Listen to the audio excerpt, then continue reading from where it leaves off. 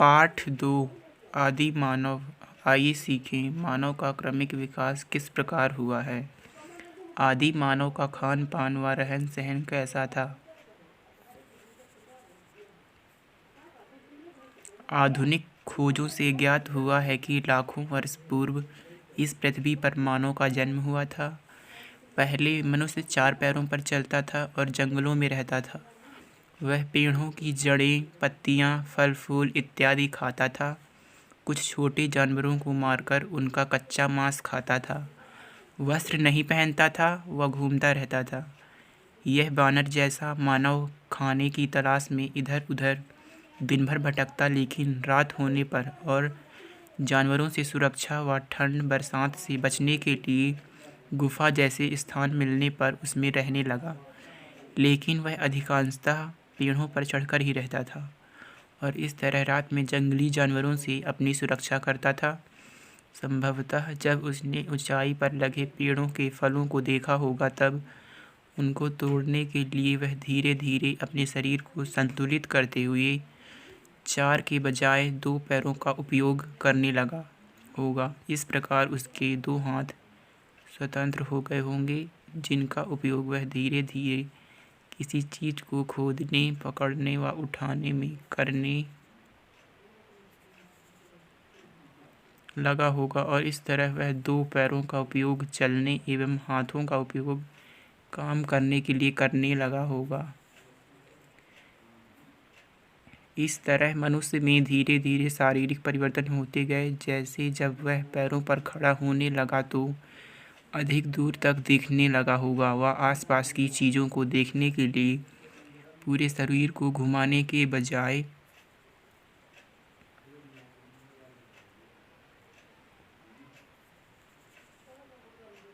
सिर्फ गर्दन का उपयोग करने लगा होगा। हाथों का उपयोग पेड़ों की टहनियाँ पकड़कर फल तोड़ने, खाना लाने, खाना खाने के लिए करने लगा। इसी समय वह पीठ के बल सोने लगा होगा। इस प्रकार शारीरिक परिवर्तनों के साथ साथ मानव के सोचने की शक्ति का भी तेजी से विकास होने लगा। उसके स्पष्ट रूप से रोने व हंसने की आवाज़ में अधिक स्पष्टता आती गई। निरंतर आते परिवर्तनों के द्वारा अब मनुष्य अपनी मूलभूत आवश्यकताओं जैसे भोजन, आवास व सुरक्षा के बारे में भी सोचने लगा होगा। भोजन की तलाश में घूमते रहने के साथ साथ अब वह भोजन इकट्ठा भी करने लगा और जंगल में जानवरों से बचाव करने के लिए लकड़ी, जानवरों की हड्डियों, सींगों, धारदार नुकीले पत्थरों का प्रयोग करने लगा। उपरोक्त तरह के मानव अर्थात आज से लाखों वर्ष पुराने मानव को आदि मानव कहा गया है।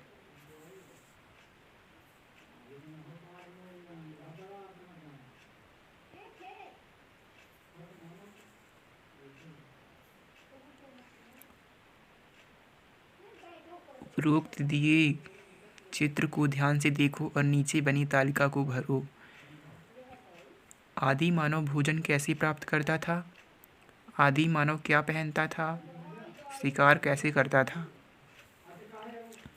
आदि मानव पत्थरों का उपयोग जानवरों के शिकार करने, मांस काटने, लकड़ी काटने, कंदमूल खोदने आदि के लिए करता था। पत्थर को पाषाण भी कहते हैं, इसलिए इसे पाषाण युग कहा गया है। आइए पाषाण युग के बारे में जानें। पाषाण काल लाखों वर्ष तक चला।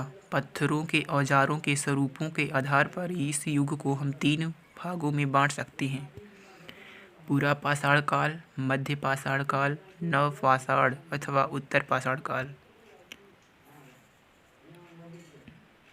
पूरा पाषाण काल में औजार पत्थरों को तोड़कर बनाए जाते थे। ये आकार में विशाल होते थे। धीरे धीरे मानव ने इस कला में दक्षता प्राप्त कर ली। सैकड़ों वर्षों के अनुभव व भौगोलिक परिवर्तन के कारण औजारों में बदलाव आया। मध्य पाषाण काल में औजार आग्नेय पत्थरों से अधिक छोटे व पैने बनाए जाने लगे। इनमें कठोर एवं मजबूत पत्थर का प्रयोग किया जाने लगा। इन पत्थरों की खास बात यह थी कि इनके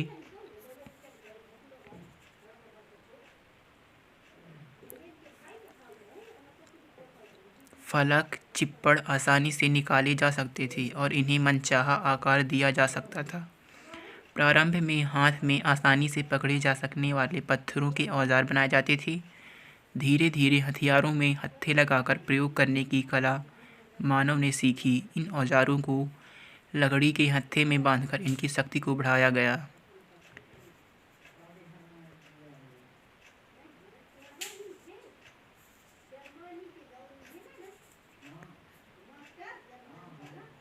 नव पाषाण काल अथवा उत्तर पाषाण काल। इस काल में छोटे पैने तथा अधिकांश संहारक हथियार कड़े पत्थरों से बनाए जाने लगे, जिनकी मारक क्षमता अधिक थी। इन्हें बाण के अग्रभाग में तथा कुल्हाड़ी के पैने भाग के स्थान में लगाया जाता था। इस काल में पत्थर की चिकनी कुल्हाड़ियाँ, हाथ के बनाए बर्तन, झोपड़ियों के निर्माण स्थल तथा लघु पाषाण उपकरण प्राप्त होते हैं। इनका काल लगभग 2500 ईसा पूर्व माना जाता है। इस काल से सिंधु सभ्यता के विकास का क्रम आरंभ होता है।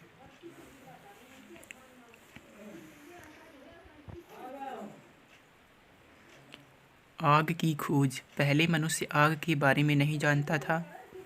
जब उसने पहली बार जंगल में सूखी लकड़ियों को आपस में तेज रगड़ खाकर आग लगते हुए एवं पत्थरों के औजारों के निर्माण के दौरान दो पत्थरों के आपस में टकराने व चिंगारियों को निकलते हुए देखा होगा, तब पहली बार मानव ने दो पत्थरों के आपस में टकराकर आग उत्पन्न की होगी। यह मनुष्य की पहली सबसे बड़ी उपलब्धि थी।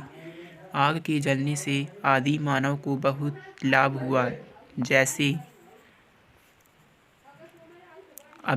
अब वे मांस को भूनकर खाने लगे, रात के समय आग जलाकर प्रकाश प्राप्त करने लगे, ठंड के समय आग जलाकर गर्मी प्राप्त करने लगे। जंगली जानवर आग से डरते हैं, अतः वे आग जलाकर जानवरों से अपनी सुरक्षा करने लगे। आदि मानव भोजन की तलाश में घूमता रहता था।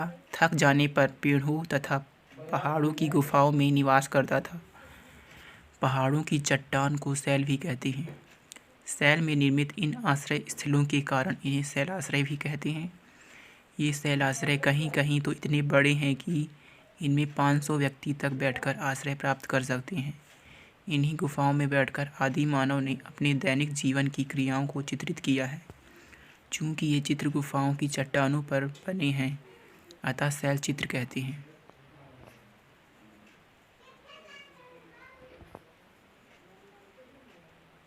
भारत में सैकड़ों स्थलों पर ऐसे चित्रित शैलाश्रय मिले हैं। मध्य प्रदेश में भोपाल, विदिशा, रायसेन, सीहोर, होशंगाबाद, जबलपुर, मंदसौर, कटनी, सागर, गुना आदि जिलों में कई चित्रित शैलाश्रय मिले हैं। आदि मानव के पास हमारे जैसे वस्त्र नहीं थे। वे ठंड, बरसात आदि से बचने के लिए वृक्षों की छाल, पत्तों तथा जानवरों की खाल से अपना शरीर ढकते थे। इनके साथ साथ लकड़ी, सीप, पत्थर, सींग, हाथी दांत और हड्डी के बने आभूषणों का भी प्रयोग करते थे। ये पक्षियों के पंखों से भी आभूषण बनाते थे।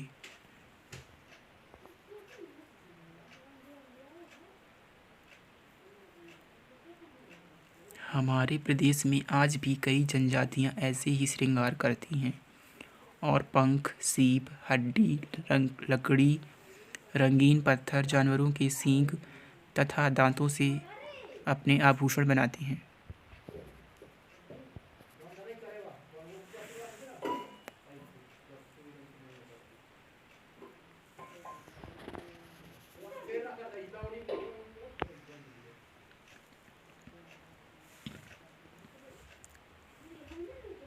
पशुपालन एवं कृषि। नवपाषाण काल तक आदि मानव ने पशुपालन और खेती करने के प्रारंभिक तरीकों की खोज कर ली थी। शिकार के साथ साथ पशुपालन उसके लिए महत्वपूर्ण है। वह अनेक उपयोगी पशुओं को पालने लगा। पशुओं से वह कई तरह के काम लेता था। शिकार करने में कुत्ता, खेती करने में बैल, दूध प्राप्त करने में गाय, भैंस, बकरी, मांस प्राप्त करने में बकरा, भेड़, भैंसा, सवारी हेतु बैल, भैंसा, घोड़ा, ऊँट आदि। पुरातत्वविदों के अनुसार भारत में कृषि की शुरुआत आज से लगभग 10,000 साल पहले हो चुकी थी। इस प्रकार आदि मानव का भोजन की तलाश में घूमना फिरना कम हो गया। अब वह जान गया था कि मानव और पशु पक्षियों द्वारा खाकर फेंके हुए फलों के बीजों से नए पौधे उग आते हैं। खेती करने की कला एक महत्वपूर्ण खोज थी, जिसके कारण मानव को भोजन की तलाश में भटकने की ज़रूरत नहीं रही और अब उसने एक जगह बसना सीख लिया। लेकिन मानव को जब खाद्य सामग्री की कमी पड़ने लगी तब उसने ज़मीन, खेत की खुदाई, पत्थर, लकड़ी, हड्डियों से बने यंत्रों से करके ज़मीन में बीज बोना शुरू किया। धीरे धीरे मिट्टी व उसकी निंदाई, गुड़ाई व पौधों के लिए पोषक तत्वों का महत्व जाना व पानी के स्रोत के निकट वाली ज़मीन में सामान्यतः खेती करने लगा। समयानुसार धीरे धीरे कृषि का विकास हुआ। वर्तमान में अपनी आवश्यकता के साथ साथ मनुष्य ने अनेक विकसित कृषि यंत्रों का विकास किया, जिससे कम समय में अधिक फसलें ली जा रही है। इस प्रकार आदिकाल से लेकर आज तक मानव की कृषि पर निर्भरता लगातार बढ़ती गई और कृषि के विकास के साथ साथ सभ्यता का विकास हुआ।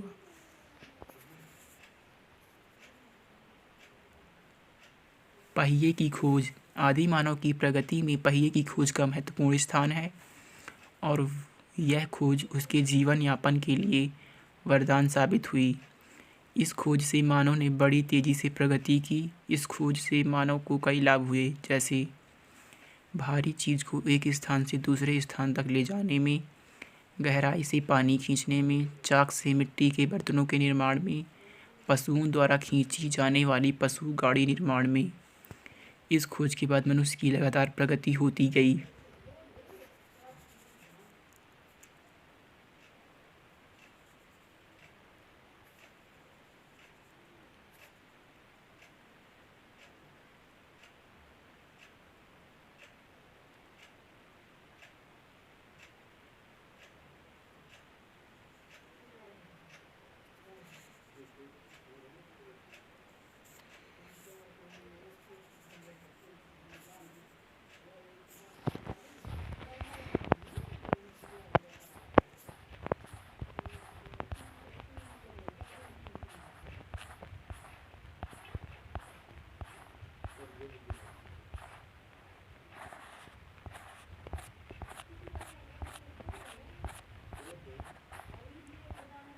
अभ्यास प्रश्न। निम्नलिखित प्रश्नों के उत्तर संक्षेप में लिखिए। आदि मानव अपने औजार किससे बनाता था? आदि मानव पत्थर के औजार किस किस काम में लाते थे? मध्य प्रदेश के किन किन जिलों में शैल चित्र मिलते हैं? आदि मानव जानवरों से अपनी रक्षा किस तरह करता था? आग की खोज कैसे हुई? इससे आदि मानव को क्या लाभ हुए? निम्नलिखित प्रश्नों के उत्तर विस्तार से दीजिए। मानव का क्रमिक विकास बताइए। मानव खेती करना और पशुपालन करना कैसे सीखा? विस्तार से लिखिए। टिप्पणी लिखिए। आग की खोज, पहिए की खोज एवं उपयोग, प्रोजेक्ट कार्य। मानव के विकास के क्रम की सूची बनवाइए।